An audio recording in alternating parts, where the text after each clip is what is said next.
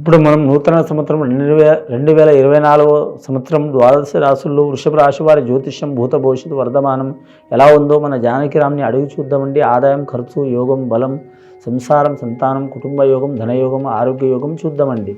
మన జానకిరామ్ని అడిగి చూద్దాం. వృషభ రాశి వారి జ్యోతిష్యం గోచార ఫలం ఎలా ఉంది 2024 సంవత్సరం నూతన సంవత్సరం చూడు.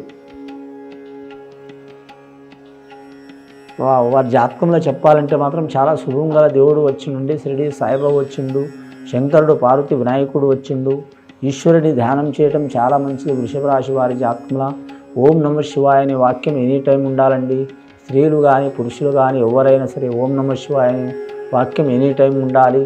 సోమవారం రోజు కావచ్చు, మంగళవారం రోజు కావచ్చు, వారాలతో లెక్కలేదు, తిథులతో లెక్కలేదండి. చాలా వరకు శుభ ఫలితాలు, మానసిక చిక్కులు తొలగిపోయే అవకాశాలు ఉన్నాయి. అలాగే పార్వతీ మాత కళ్యాణం, శివపార్వతుల కళ్యాణం కాని వారు శివపార్వతి కళ్యాణం చేయటం కూడా చాలా వరకు శుభయోగాలు కలిసి వస్తాయి. కళ్యాణ దోషాలు ఉంటే తొలగిపోతాయి. అలాగే పెళ్ళైన వారు కూడా భార్యాభర్తలు అన్యోన్యత కలగాలంటే మాత్రం శివపార్వతుల్ని కళ్యాణం చేయటం చాలా మంచిది. సుబ్రహ్మణ్యేశ్వర స్వామిని పూజ చేయటం కూడా చాలా మంచిది.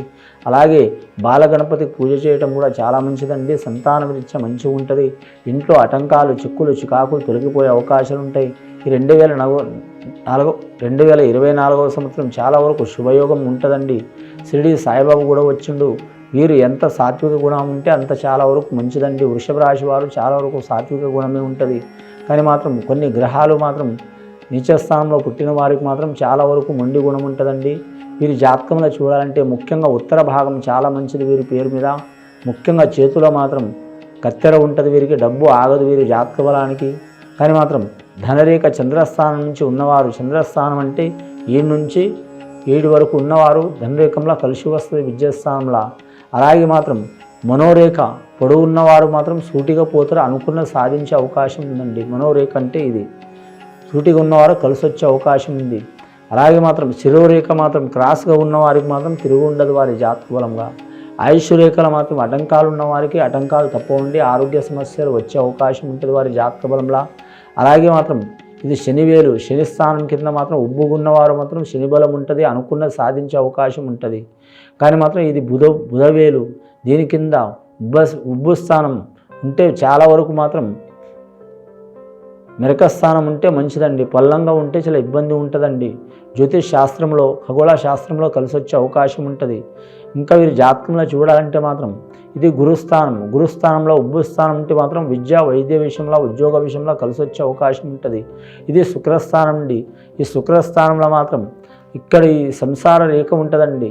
ఈ సంసార రేఖంలో మాత్రం అడ్డం నిలువు రేఖలు లేకుండా మాత్రం స్వచ్ఛమైన కలర్తో ఉంటే మాత్రం, కానీ చాలా వరకు మాత్రం హైట్లో ఉంటే సుఖ సంసారం కలిసి వచ్చే అవకాశం ఉంటుందండి. వృషభ రాశి వారికి కలిసి వచ్చే అవకాశం ఉంటుందండి. కొందరికి అసలు 3 రేఖలు ఉంటాయండి. 3 రేఖలు ఉంటే మాత్రం మనకు ధనం ఉందా లేదని ఆలోచన చేస్తారు. కానీ మాత్రం ఇది మనకు ఈ ఆయుష్ రేఖ పొడవు ఉంటే కూడా మాత్రం ఈ ఆయుష్ రేఖతో కష్టపడి పైకొచ్చే వారు ఉంటారండి. అలాగే మాత్రం రైట్ హ్యాండ్లో లేకపోయినా మాత్రం లెఫ్ట్ హ్యాండ్లో మాత్రం ధనరేఖ కలిసి వస్తుందండి.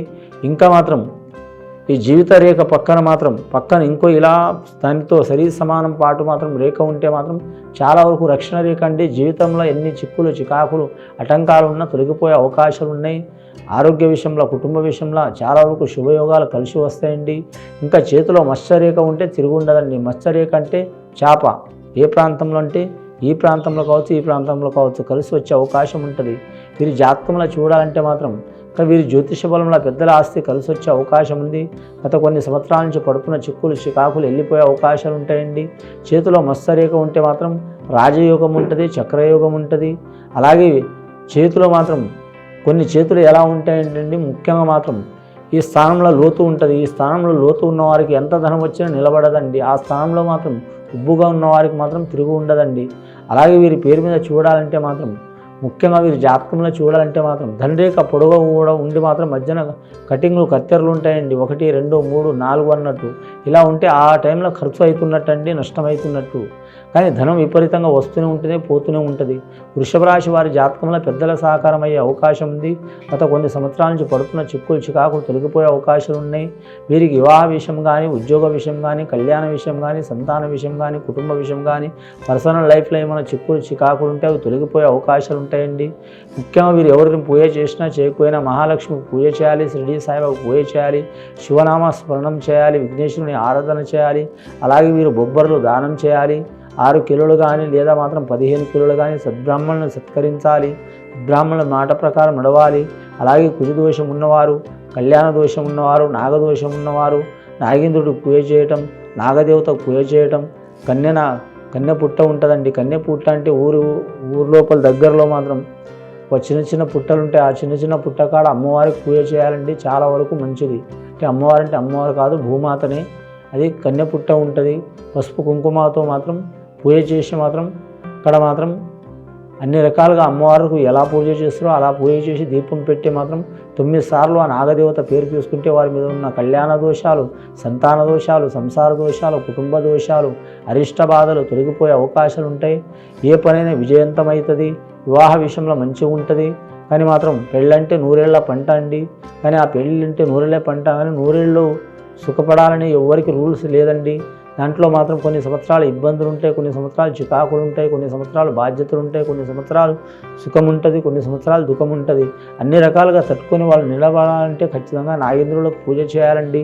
ముఖ్యంగా మాత్రం వీరి జాతకంలో చూడాలంటే మాత్రం ఈ 2024వ సంవత్సరంలో మాత్రం వీరికి 7 నెలలు కలిసి వస్తాయండి.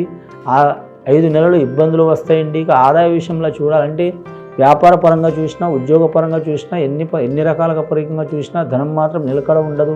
కానీ శ్రీకృష్ణుడు పుట్టుక ఉంటుంది. వీరి జాతకంలో రోహిణి నక్షత్రం వారు చాలా జాగ్రత్తగా ఉండాలి.